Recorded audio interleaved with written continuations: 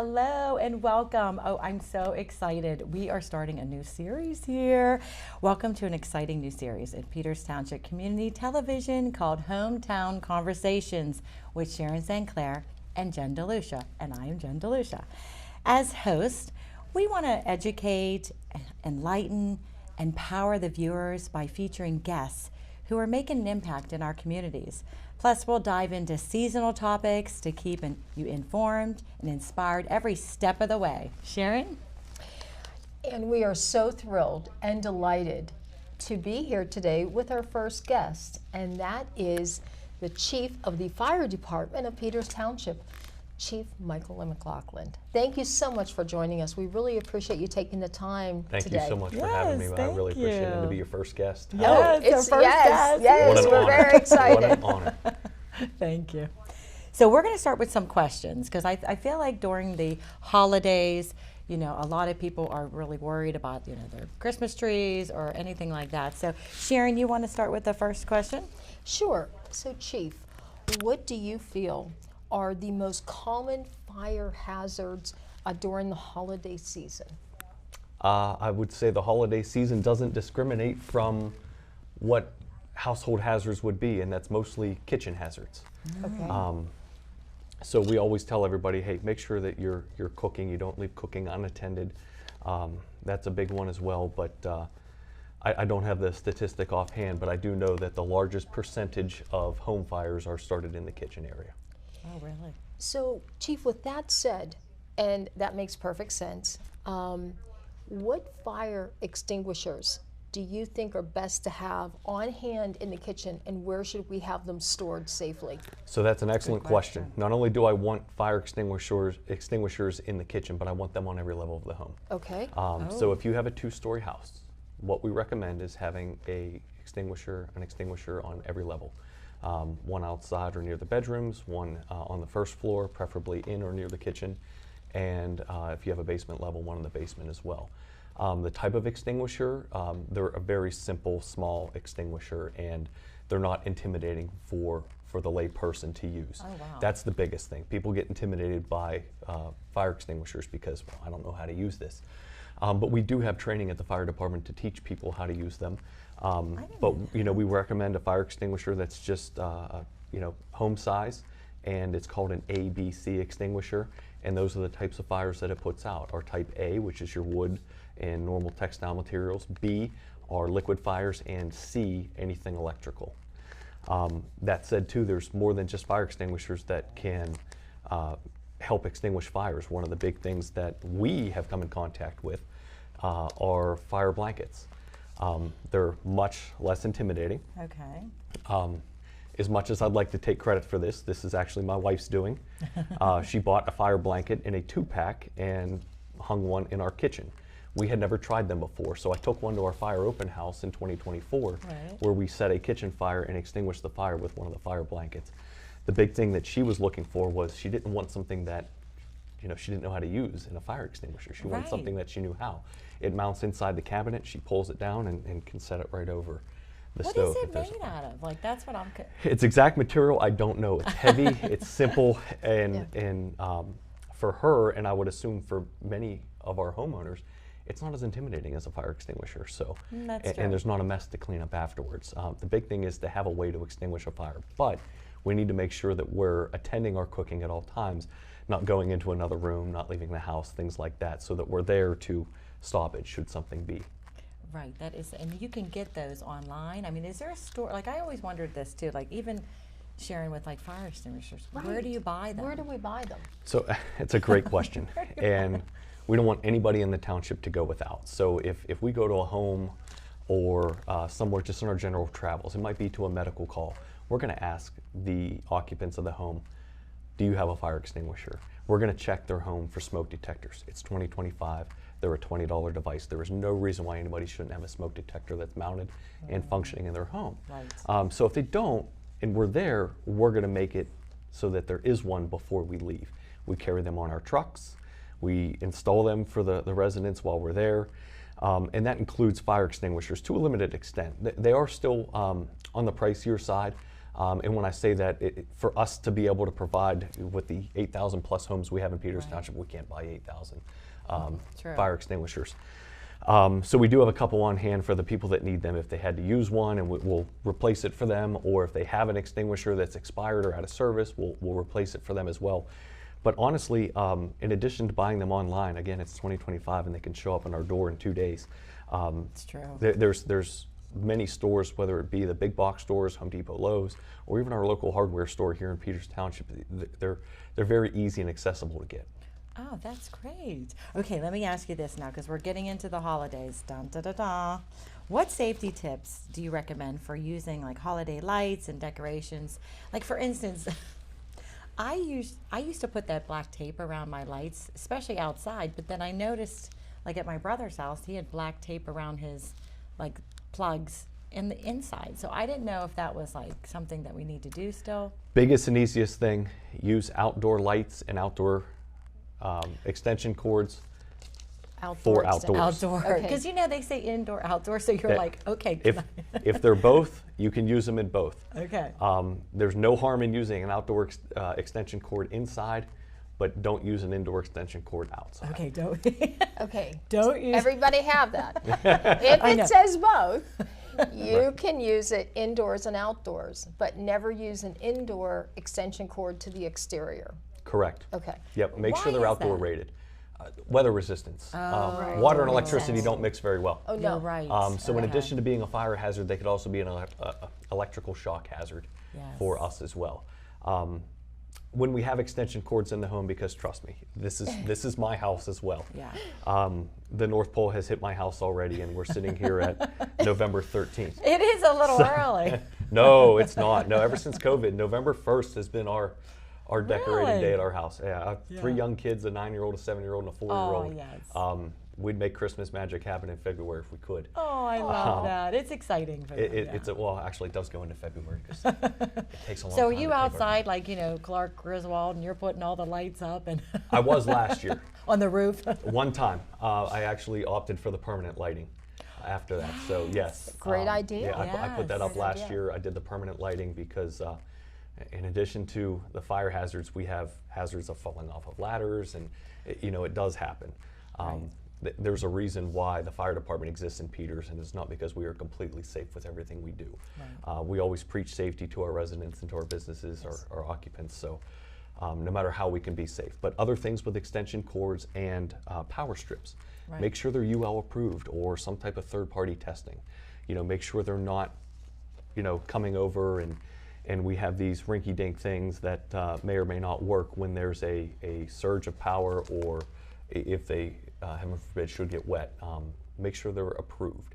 UL was one of those safety ratings that you may see on there, so have all of our residents and everything checked to make sure their power strips are approved for the use that they're using them. I didn't even think about that, because now they have those ones that are on a timer. So, you can not be home and all of a sudden your lights go up. And I always got nervous about that. I'm like, I'd rather hit the switch and know that I'm home when the lights are on. But a lot of people have those timers now. I use a smart timer as well. Yeah, they're safe, right? It's Wi-Fi connected. The big thing, yeah. Wi-Fi. For outdoors and indoors? I use for both indoors and outdoors. The big thing that I want to make sure that I see on them is that UL or third-party testing approval, that this was tested by an independent agency and it did pass their standards. I didn't think about that too, because if you think about this, Sharon, like you can get extension cords and all these different lights and stuff at so many different stores now, the dollar store, other stores. So you don't know for sure where they're coming from if they are approved. So you're saying that you should definitely look at the tag to make sure it has the UL. Yes, ma'am, absolutely. Okay. Yep, you'll check to see if there's a tag on it. If it's a power strip, it may have it on the back. But you've seen if you plug something in, and I keep looking at the outlets over there. Yes. If you plug something in, there might be that He's little, watching you guys. that little silver tag that hangs off of it. Yeah. That's where your rating and your approvals are going to be. Okay, nice. Sharon? So jumping in again, another holiday big feature in many people's homes are candles. Yeah. What are your thoughts on that? I love candles. We love candles. My wife loves candles as well, and that's perfectly fine. We Okay. can be safe with our candles. We can put them in places where little kids can't get to them. And when I say little kids, it doesn't have to be Right. somebody like my 4-year-old. It could be somebody like my 9-year-old who comes at counter height with her hair. Right. Or making sure they're pushed back. That's true. They're in the center where our general daily living isn't going to disrupt them. Right. One of the things that we've adopted in our home because of things like that are candle warmers. The little plate. Love that. Yes, but you have to plug those in though, right? Yes. Okay. In making sure they're approved. So is that safer than a candle being?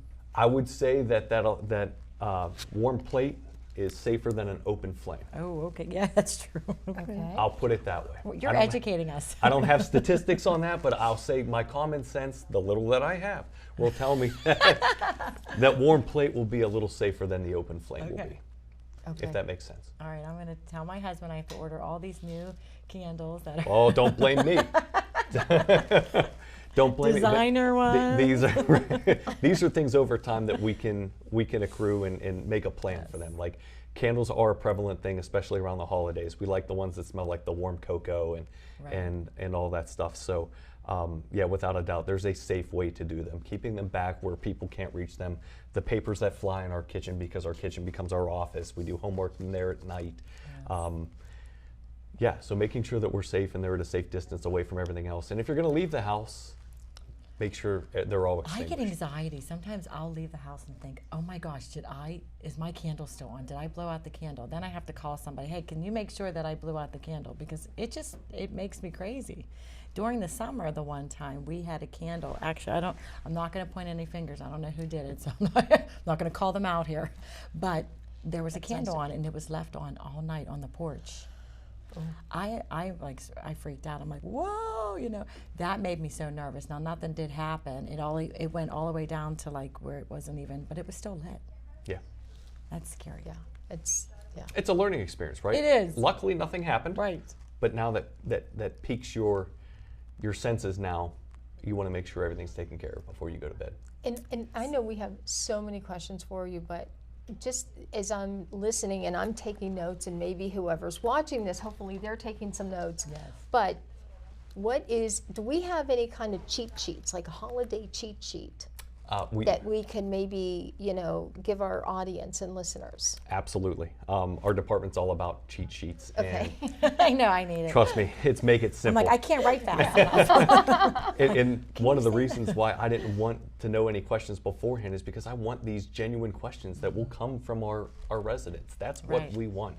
I've taken that for granted at this point in time. I'm too ingrained into the fire safety aspect. I stay at a hotel and within 20 seconds I know where the fire extinguisher are and where the smoke detector is.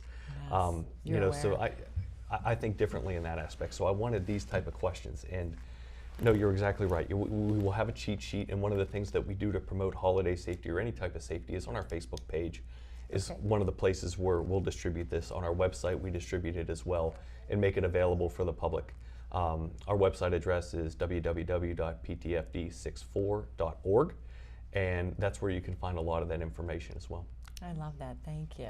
So here's another question for you, and this one is, I feel like this one's always the one that people are concerned about. Is there any special fire safety considerations for fireplaces or space heaters? Yes and yes. Okay. Okay. So let's talk about the first one first. Okay. Fireplaces.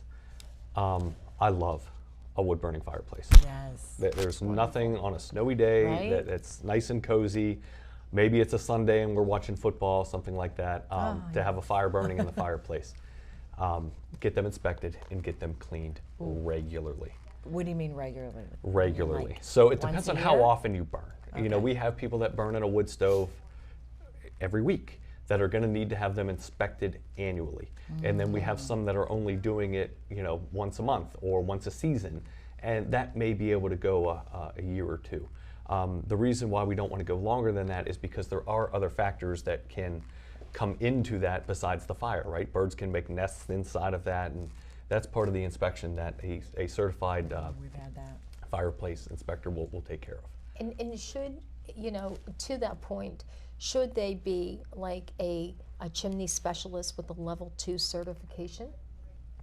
They should have a certification that qualifies them to inspect and clean that space. Okay. Yes. Inspect and clean. Yes, and what they're going to inspect are like the chimney liners, the chimney bricks, and to make sure that if creosote is built up on the side, that needs to be cleaned off and taken care of. Great. Do you think it's like for older homes too, like you should really get that inspected more? Or? Newer, older, Oh, doesn't really? matter. Doesn't matter. Does Okay. not matter. Nope. We don't see a difference between the newer or older homes. The only reason we might is because if it gets used more often or it's been a longer time before they've had it cleaned. That's true. Okay. We have an outside fireplace on our porch, and we noticed that the brick is, the stone is cracked. So we were a little bit nervous about putting fires in there because we thought, oh, what's, with this crack here, should we get it inspected before we do it? So we really haven't done anything with it. Is it the fall. stone on the outside or the brick that's on the inside? Inside. Yeah, then that's something you would definitely want to check for. And that's something that a fireplace specialist will check for as well. If that brick has been compromised in any way, that means heat's going to get beyond that crack and it's going to work its way back to the construction components of whether it be our house or whatever the outdoor chimney and fireplace is made of, yes. Okay, thank you. Yeah, because I feel like a lot of people nowadays, with their homes on their porches, they have the outdoor fireplaces or the fire pits or things like that. Yes. So when the chimney specialist or the person who's, able to inspect and clean, they should look to the interior and to the exterior. Of if they're doing, yes. Any kind of wood burning or even gas burning. Yeah, and the gas burning ones are a little more maintenance free. Okay. You'll notice that they're not going to discharge all the way to the roof line. Right. They may have an exhaust that's directly out the side of the house. There's a little bit of a different standard when it comes to that. Like I said, the wood burning ones are going to have to go through the roof line or at least above the roof line, above the peak of your house. So I can drive down the street and I can see everybody that would have a wood burning fireplace versus a gas fireplace because of how their exhaust is constructed. Oh, okay. So with the gas fireplace, there's a little bit less maintenance. That's true, yeah. But something you want to keep in tune for a while, or if you're using it a lot. I use mine a lot. The biggest thing that I always remind my kids is when we're using that fireplace, you don't put anything on the hearth or anything in front of the fireplace while it's in use because the heat blows out of it. That's a great point. Yes. Because it's this time of year, people have all kinds of things for the holidays around the Knickknacks. fireplace, and people like to gather there. So just Stocking. make sure. What? That's Even right, stockings. the That stockings. hangs, yeah. Yeah, that's right. Yep, that hangs. Okay, okay. Yeah, who came Got up it. with stockings? Hung Wasn't by a the firefighter. chimney with care. Well, that's why you Okay. hang them with care. That's right. That's true. And and you can't have a fire going when Santa's coming down. But the we do chimney. have to have space for Santa to arrive, and That's we right. cannot have that in any way impeded. Okay. Yes. So what about these space heaters? Because a lot Yes. of people do use those. In general, they're safe to use. We have one in my daughter's bedroom, and I'm perfectly okay with using it because it's mounted on the wall. We don't put anything near it. It has an automatic timer that it'll time out if it gets too hot. It is Oh, approved wow. by a third-party rating agency. Hers, in this case, is UL. So there are safety things that you can go with to make sure that you're using these in a efficient and in a safe manner. Nice. I didn't realize there were ones for the wall that you could mount on the wall. I always think that the ones you plug into the. Right. It does both. Because she uses it throughout the season just to be a little cozier in her room at night. We decided to mount it to the wall and make sure that there's nothing in front of it. If it does have feet, it can freestand. And if by chance it gets knocked over, it automatically shuts off. If it overheats, it will automatically shut off. And one of the biggest things I want to remind everybody is when you buy these things, it says, hey, register your device with this. The reason we register these devices is if there's any recalls or if there's any manufacturer warranties that come into play, we need to be notified. Oh, that's true. And that's how those companies notify us. And I was terrible with that. Trust me, I am I. was. But we actually bought a brand name heater. I did register it. I had to because it's controlled from my phone, luckily, and they notified me on my app that said, we're going to give full refunds to everybody. There's a fire hazard with this device. Wow. Cut the cord, take a picture of it, dispose of it properly, and we'll give you your money back. That's The a only way great I would have known that was by registering the device. Absolutely. That's a great tip. I didn't even think about that. I'm always too late. I'm like, no.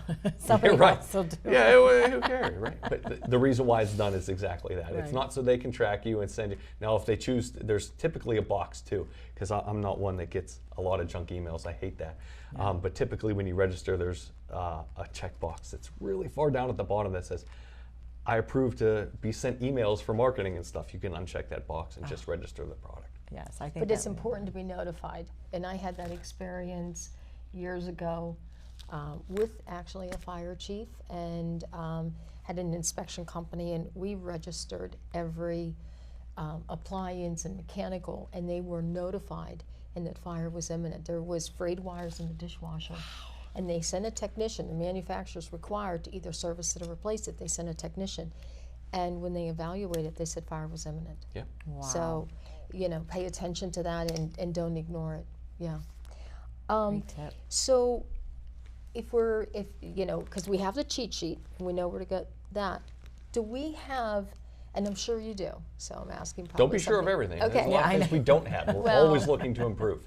Well, do you have any resources of how a family can basically do some planning and education for children? Like, is there a role that we should think about? Well, two things. Number one, is there a resource that we can just go through as a family and come up with a plan in the event of an emergency that we need to regather or something like that in that emergency? And then number two, when we're thinking about children, because this is such an exciting time of the year for so many people, is there something that you can think of that's easy for a child to remember around what we're saying today? Ask them. Because we go to every school and we teach them fire prevention. Okay. It's actually part of their curriculum Oh, really? wow. with the Peters Township School District, yes. Okay. What grade do you start with? We do K through 3. Oh, really? Yes, we Wow. do. Yep. It's amazing. It's a great program, and we always talk about it with kids because kids are so influential in the home. Right. To your point, what if we don't have kids though? What if there isn't that child element that's going to teach us these things? Right. We have a bunch of resources not only on our website but other websites to direct you to get those as well. Perfect. So Yes. if we don't have that directly, there is something that you can be directed to from our website that may have that information. One of the things that you had talked about is how do we practice these things? Well, Right. in every school, every month, we conduct a fire drill. The high school was no exception. We do every school, even preschools in the township, daycares, everything. We do 43 fire drills in the township a month. Wow. A Wow. month. That's And wonderful. It is wonderful. If you think about that, though, Sharon, like Okay. as being, your family, you don't say to your kids and your family or whoever lives with you, "Hey, let's do a practice fire drill here at the house." Do you know what I mean? Like we don't do that. why not? I know. Why And that- not? We should. We practice should. them at school. We do one a month at school. Is doing one a month realistic at home? It's very easy to do. You could. Right. But what we really want to ask people is at least twice a year, go over this stuff with your family. Right. And my kids were actually instrumental. After our firefighters taught them fire prevention at school, they came back to me and said, "Daddy, you're the fire chief. Where's our meeting place outside?"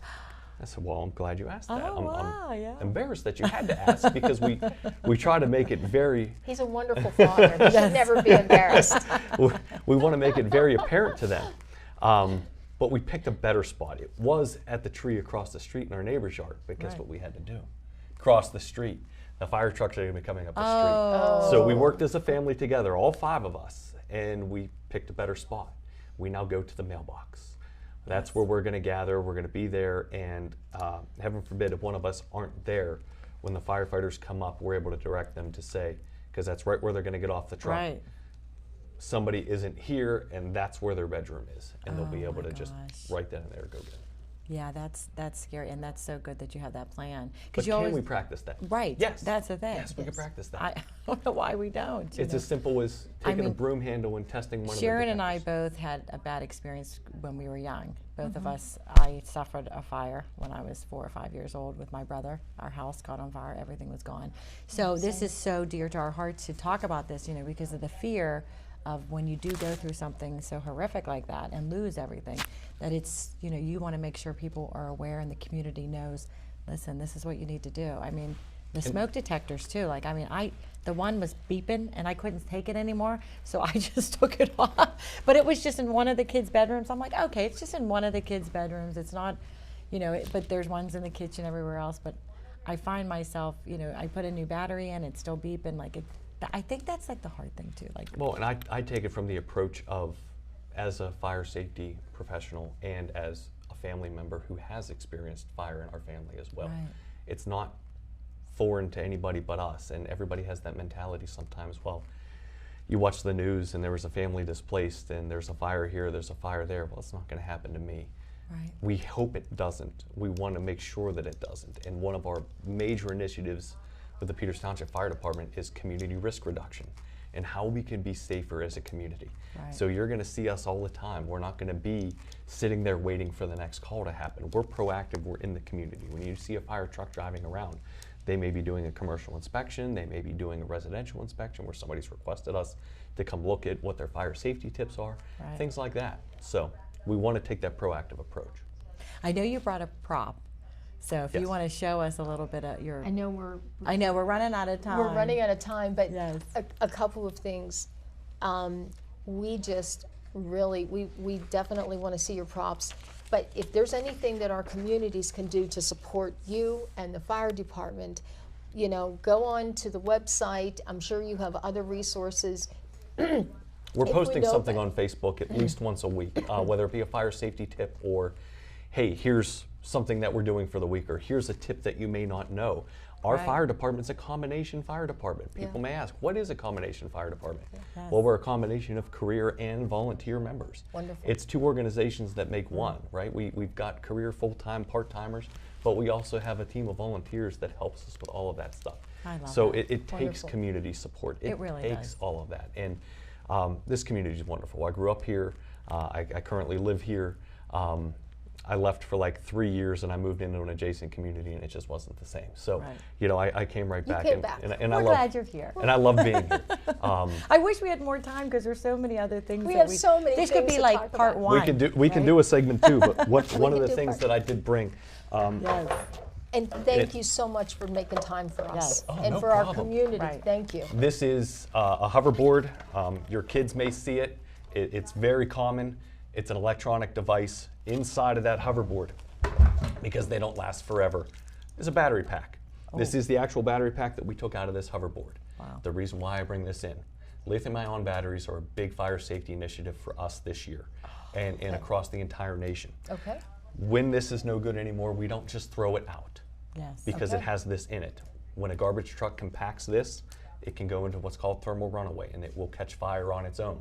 It will catch the dump truck or the garbage truck on fire. We've had 2 so far this year, so Oh it my does happen. goodness. But more importantly, when we're charging these at home, we want to make sure we're using the charger that came with the device. Okay. Because if Okay. we plug it in and it's charging it too fast, it can degrade this device and it can cause a fire in our home. We want to use the charger that came with the device, and when it's no good, we want to properly dispose of it. How do we dispose of it? The Township Office of Service, that's Waste Management, at your door.